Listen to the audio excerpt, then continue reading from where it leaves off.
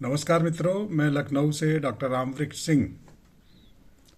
बचपन में एक गीत सुनते थे हम लोग। हम लाए हैं तूफान से किश्ती निकाल के, इस देश को रखना मेरे बच्चों संभाल के। ये बात सच है। हमारे जो आदरणीय स्वतंत्रता सेनानी थे, हमारे दादाजी की उम्र के लोग या पिताजी की उम्र के लोग, उन लोगों ने देश की स्वतंत्रता के लिए कितना संघर्ष किया, कितने दुख झेले, कितनी यातनाएं झेली, जेल गए, मार खाई, नारे लगाए, आंदोलन किए, तब ये देश आज़ाद हुआ। और निश्चित ही तूफान से निकल कर आई हमारी देश की किश्ती, देश आज़ाद हुआ। लेकिन आज के जो हम लोग हैं, क्या हम उस आज़ादी की कीमत समझ रहे हैं? देश में अब भी विध्वंसक शक्तियां कार्यरत हैं। अब भी जगह जगह आतंकवादी गतिविधियां हो रही हैं, देश को तोड़ने की साजिशें हो रही हैं, निर्दोष नागरिक मारे जाते हैं। तो ऐसी क्या बात है कि ये सब घटित हो जा रहा है और हम कुछ कर नहीं पा रहे?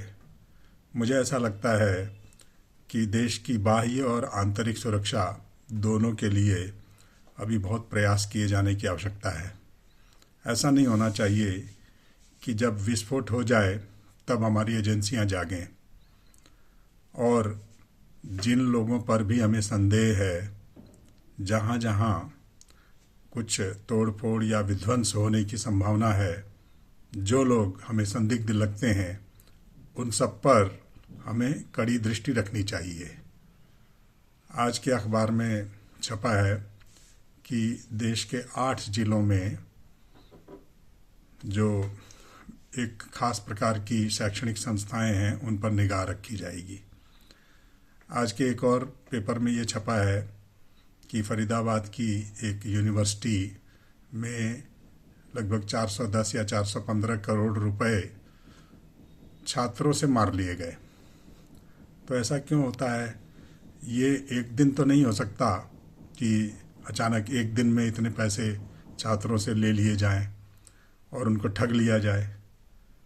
मैं बार बार कहता हूँ, हमारे देश में आज व्यवसाय के नाम पर 2 खास ऐसे कार्य हैं जिनमें खूब व्यवसाय हो रहा है। एक तो शिक्षा का और दूसरा स्वास्थ्य का। और इन दोनों ही कार्यों में निजी भागीदारी बहुत व्यापक पैमाने पर है। दोनों में ही जो आम उपभोक्ता है, शैक्षिक संस्थाओं के मामले में छात्र और स्वास्थ्य संस्थाओं के मामले में जो आम अस्वस्थ व्यक्ति, नागरिक जो हैं, वे दोनों को ही गैर वाजिब शुल्क भरना पड़ता है। अगर मैं लूट कहूँ तो लोग आहत होंगे, तो मैं कहता हूँ कि जो अनुचित शुल्क है वो भरना पड़ता है। तो मेरी राय तो यह है कि इन सब संस्थाओं का राष्ट्रीयकरण होना चाहिए। अगर आप नहीं कर सकते राष्ट्रीयकरण, तो पुलिसिंग तो करो। कम से कम इनको अंकुश में रखने की तो कोई व्यवस्था हो। शैक्षिक संस्थाओं में आप नियम बना देते हैं कि 10,000 रुपये से अधिक राशि आप नहीं रख सकते, लौटानी पड़ेगी अगर छात्र नहीं प्रवेश लेता है। तो जो उसने राशि जमा की है उसमें से एक निश्चित राशि काट के आपको शेष राशि लौटानी होगी। या आप ये निर्धारित करते हैं कि MBBS के लिए वार्षिक शुल्क इतना लिया जा सकता है। लेकिन अगर सच्चाई में देखें तो इन सब नियमों पर अमल नहीं हो पाता। नियम बहुत सारे बना दिए गए हैं, अच्छे नियम बनाए गए हैं, विधायिका ने अपना काम खूब किया है, लेकिन मुझे लगता है कि उनके अनुपालन की भी पर्याप्त व्यवस्था होनी चाहिए। ऐसे नियम किसी काम के नहीं जिनका अनुपालन नहीं हो पाता। इसी प्रकार स्वास्थ्य क्षेत्र में भी हर जांच के लिए, हर इलाज के लिए दरें निर्धारित होनी चाहिए। ये जितने स्वास्थ्य संगठन हैं, जितने अस्पताल हैं, जितनी प्रयोगशालाएं हैं या जांच के जितने भी लैब्स हैं, इनकी फीस निर्धारित होनी चाहिए। इसलिए निर्धारित होनी चाहिए कि मौका मिले तो आदमी कुछ भी वसूली कर सकता है, वो औचित्य भूल जाता है।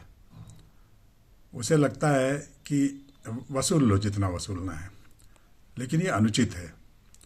तो अगर सरकार इसमें अपनी भूमिका नहीं निभाएगी तो आम आदमी, आम छात्र का दोहन होगा, और अगर सरकार अपनी भूमिका नहीं निभाएगी तो जो नागरिक हैं उनका जीवन जोखिम में रहेगा।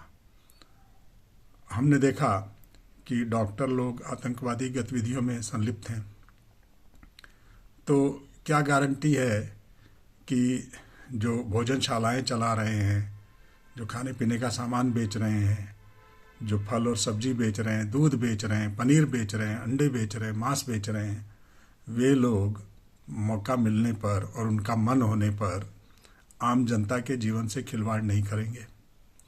तो हमें ऐसी व्यवस्था करनी चाहिए। जो संस्थाएं खाद्य पदार्थों की जांच के लिए बनी हैं, वे अपना काम बहुत अच्छे से नहीं कर पा रही हैं। या तो उनके संसाधन कम हैं, या वे सक्षम नहीं हैं, या वहाँ भ्रष्टाचार है।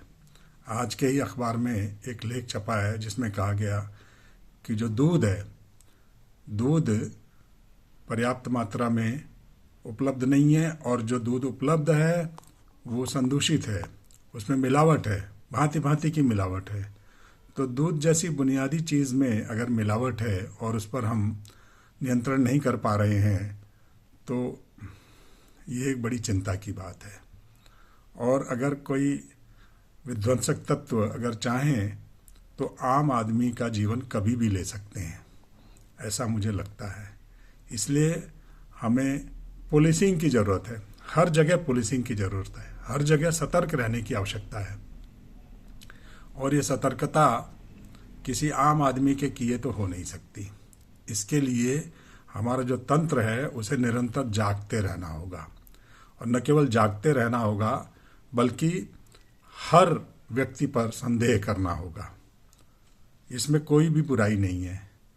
अगर मेरा जीवन कीमती है तो उसकी रक्षा के लिए मुझे हमेशा सन्नद्ध रहना होगा।